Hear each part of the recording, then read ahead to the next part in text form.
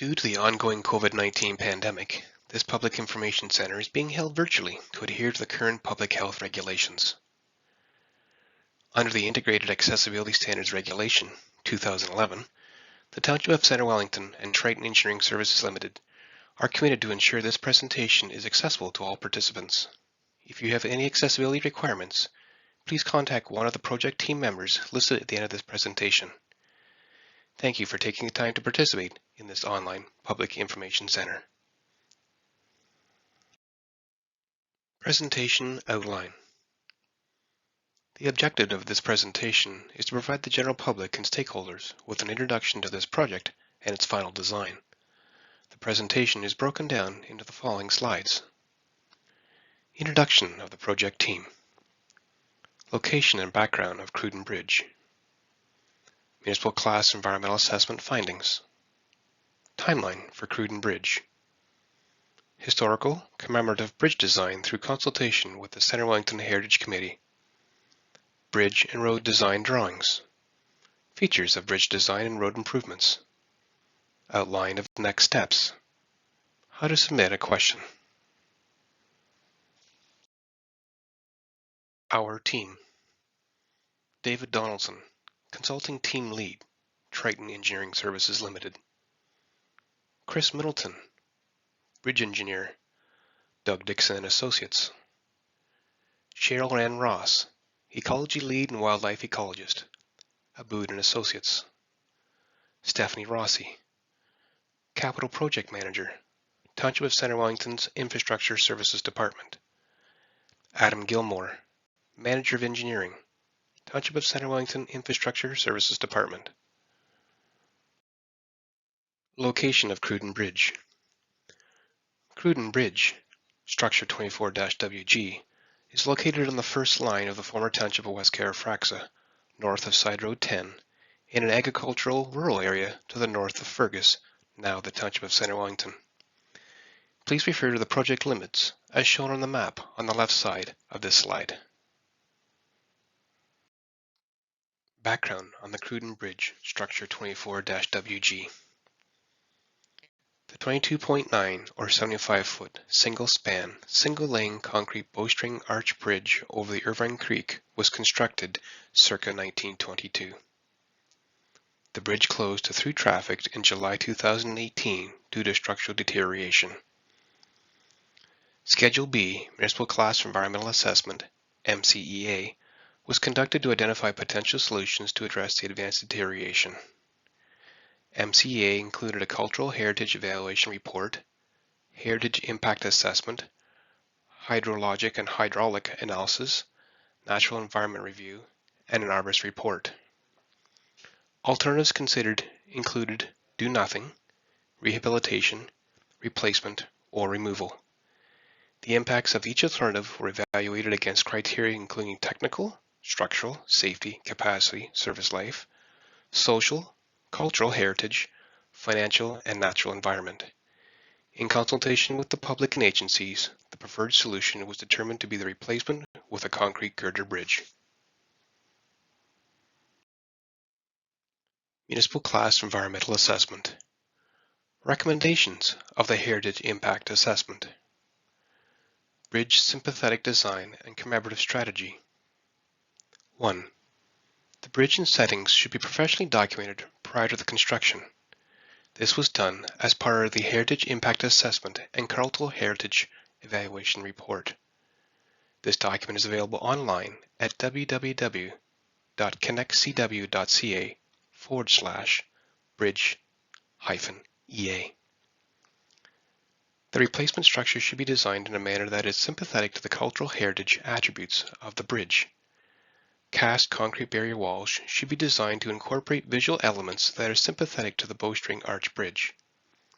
Exterior finishes or impressions into the surface of the concrete barrier walls that feature an arch design should be considered. 3. Development of a commemorative strategy, such as a plaque including historical information and images of the bridge at the bridge location. Timeline for Bridge 24-WG, Municipal Class Environmental Assessment, Design and Construction.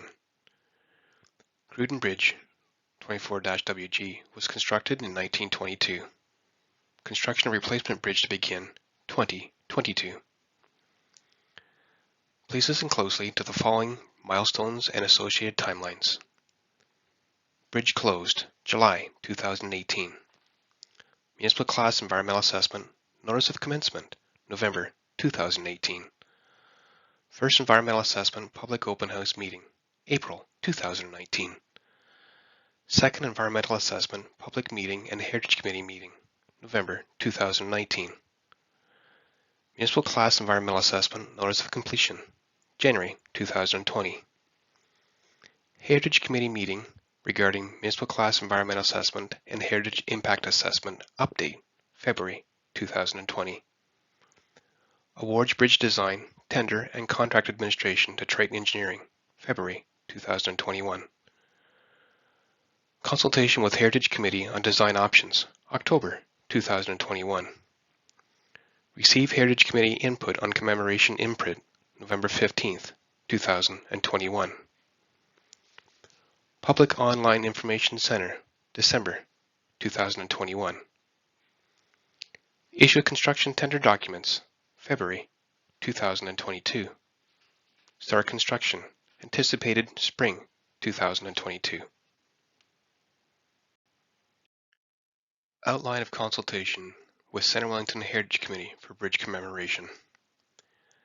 A meeting with Centre Wellington Heritage Committee was held October 12th, 2021 to review historically sympathetic bridge design options for a cast-in-place imprint on the concrete barrier walls and a commemorative plaque. On November 15th, 2021, the Heritage Committee advised of their preferred option for the historical cast-in-place arched impression. Committee deadline will be mid-March 2022 to submit a suggested wording for the design of the commemorative heritage plaque. Final plaque design proof will then be provided. Concrete barrier wall with cast-in-place impressions, sympathetic to the previous Cruden Bridge. The cast impression features a scaled-down representation of the bowstring arch and railing components of the existing bridge incorporated into the concrete barrier walls of the new bridge. The following slide with historical cast-in-place impression was selected by the Centre Wellington Heritage Committee as the preferred option.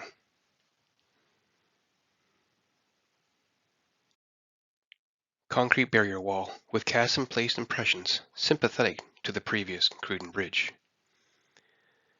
The above image is the preferred option of the inside face of the parapet wall chosen by the Centre Wellington Heritage Committee.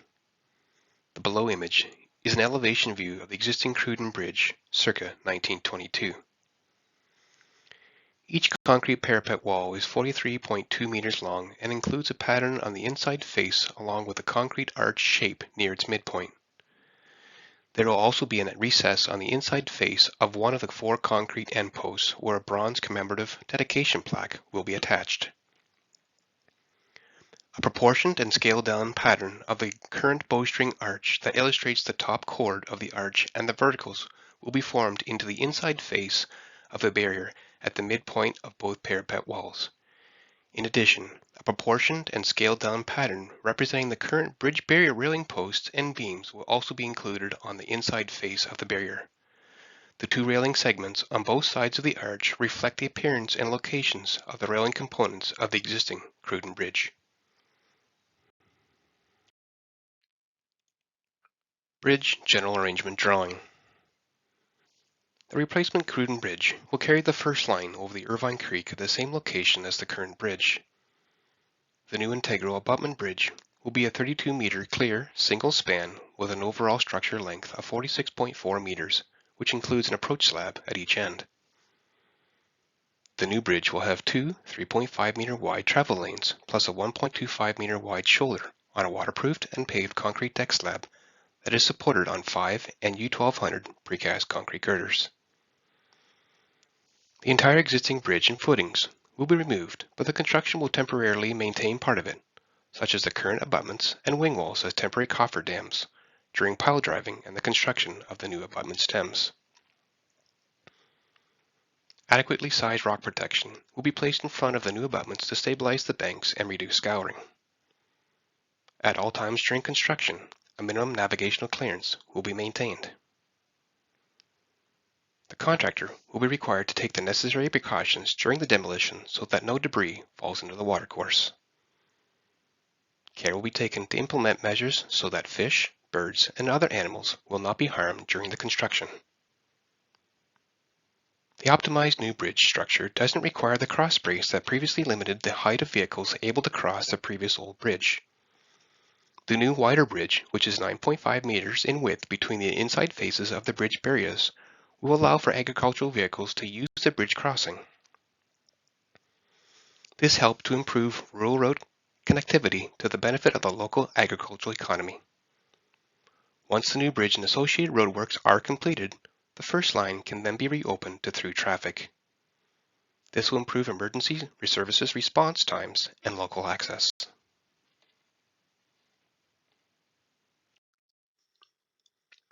Plan and profile drawings. In order to follow the design processes satisfying both the Ministry of Transportation and Canadian Highway Bridge Design Code, it is proposed to raise the bridge deck surface and road profile so that the underside of the new bridge does not produce any negative hydraulic impacts in the watercourse to the proposed structure replacement. The new road profile ranges between 1.5 to 1.9 meters higher than the existing centerline road profile. By slightly raising the underside of the bridge and increasing the clear span, we're able to increase the size of the hydraulic opening to create more room below the bridge for improved flood capacity. Even though the project is within the Grand River Conservation Authority regulated flood area, the wider span should help with ice jams at the bridge location. As mentioned in a previous slide, at all times during construction, a minimum navigational clearance will be maintained. In order to accommodate the raising of the road profile, precast concrete gravity retaining walls will be constructed along both sides of the road to support the higher road embankment within the limits of the municipal property. This minimizes extending any earth slopes outside the property lines and onto private property and costly land acquisitions. Also, steel beam guide rails will be added to the raised section for the road for safety concerns.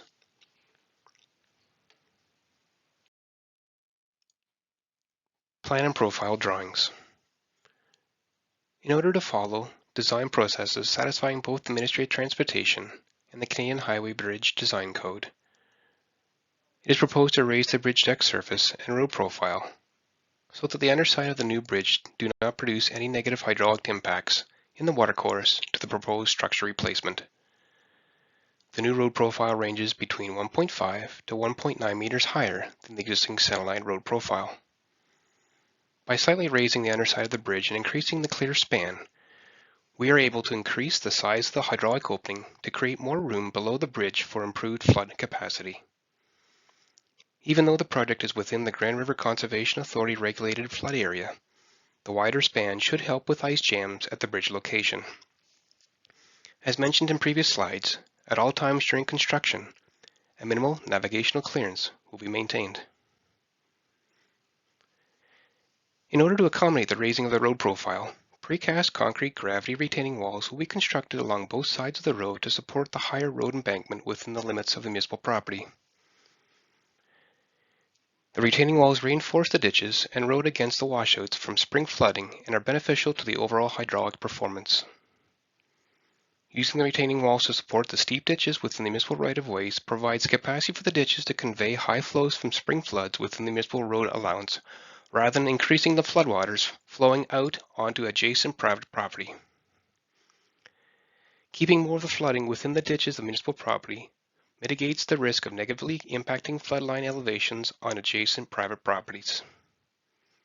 The hydraulic analysis verified that this design maintains or decreases the floodline elevations on adjacent properties up to and including the 100-year storm event.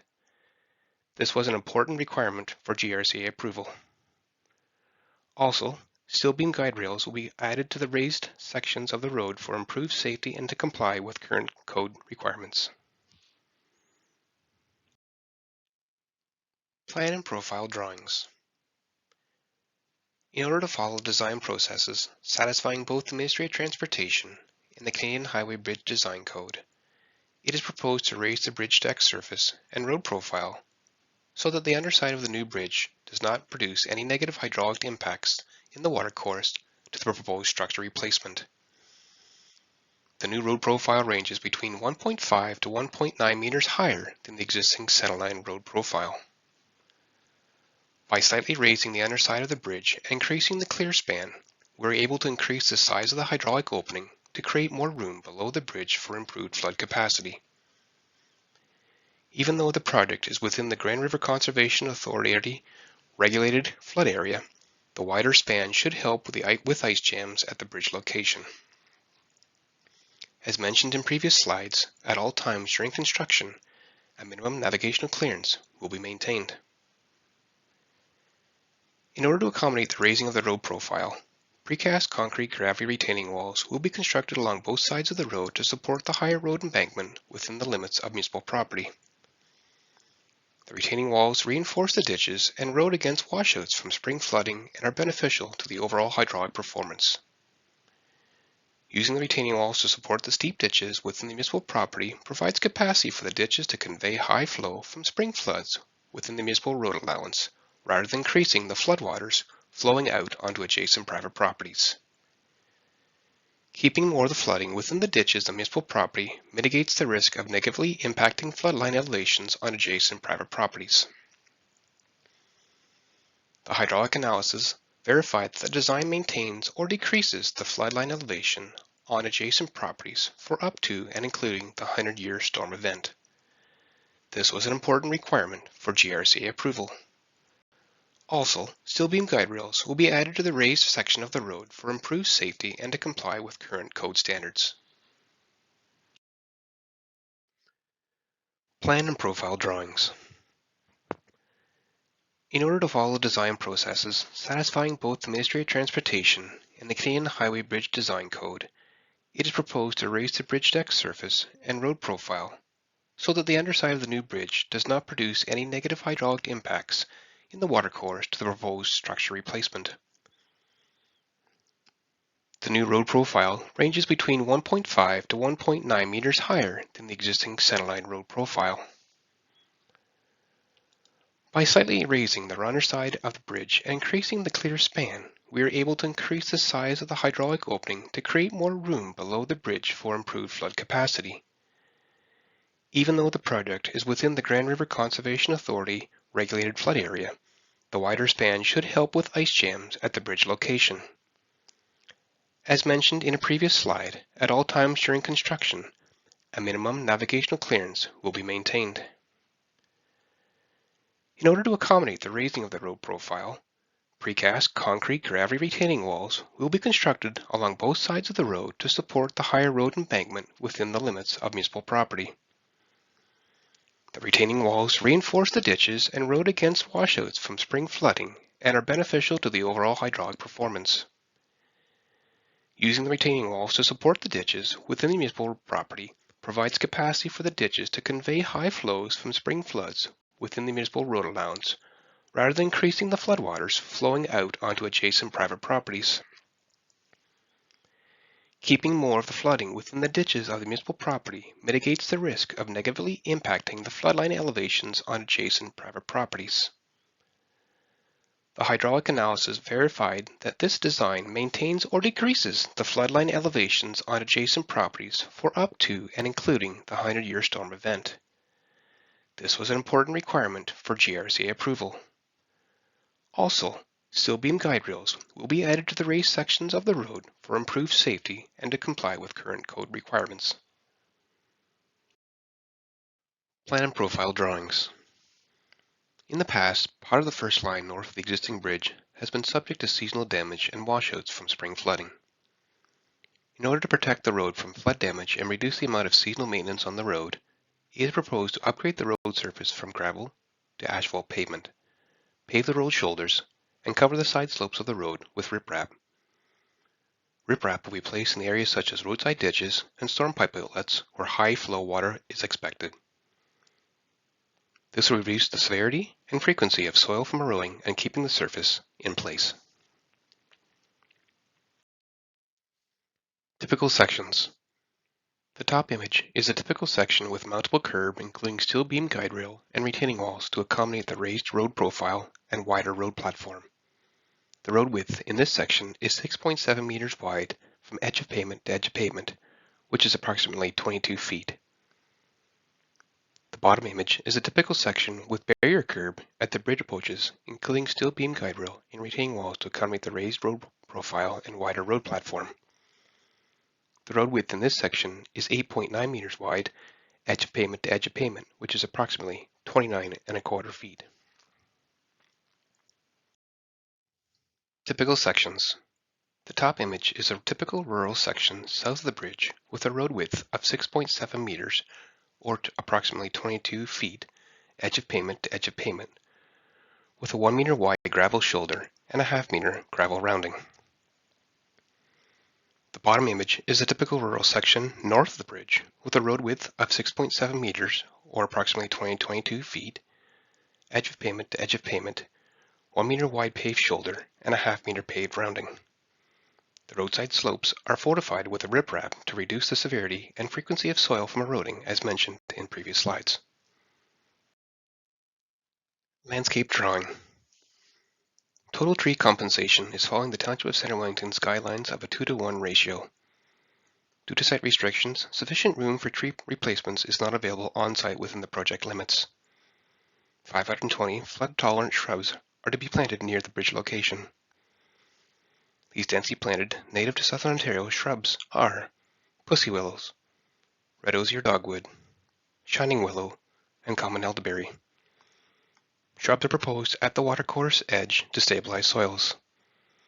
The remaining areas disturbed by construction are to be restored with sedges, grasses, and flowers native to southern Ontario that are tolerant both wet and dry conditions. Once established, these shrubs, sedges, grasses, and flowers are to be left to naturalize and do not require any additional inputs like watering, fertilizing, pruning, or mowing. In addition to these stabilizing functions, these native plants are a food source for birds, bees, butterflies, and other pollinators. Features of bridge design and road improvements. Heritage commemoration of previous bowstring bridge in the new bridge design. Bridge and roadside safety improvements, wider road platform, and new guide rails. Improved two-way traffic capacity from single-lane bridge. No vehicle height limit or load restrictions to accommodate large agricultural vehicles. Increased bridge span, raised road elevation, extended road paving, reinforced ditches and embankments to reduce the frequency and severity of road washouts due to flooding. Existing gravel road within project limits to be paved, including paved shoulders. Tree compensation ratio is a 2-to-1. Flood-resilient plantings used to restore the banks of the Irvine Creek in the construction area. No harm to fish or wildlife through safe construction methods. Next steps. Tender for construction of the replacement bridge and associated roadworks in late February 2022. Tender closed late March 2022. Tender award at April 2002 Council meeting. Pre-construction meeting early to mid-May 2022. Construction start late May, early June 2022. New bridge and road to be open to through traffic in early summer 2023. Thank you for your participation. Questions can be submitted via the website or by contacting one of the following team members. David Donaldson, Consulting Team Lead, Triton Engineering Services Limited. Phone number 519-843-3920 extension 232. Email ddonaldson@tritoneng.on.ca. Stephanie Rossi, Capital Project Manager, Township of Centre Wellington Infrastructure Services Department. Phone number 519-846-9691 extension 229. Email srossi@centrewellington.ca.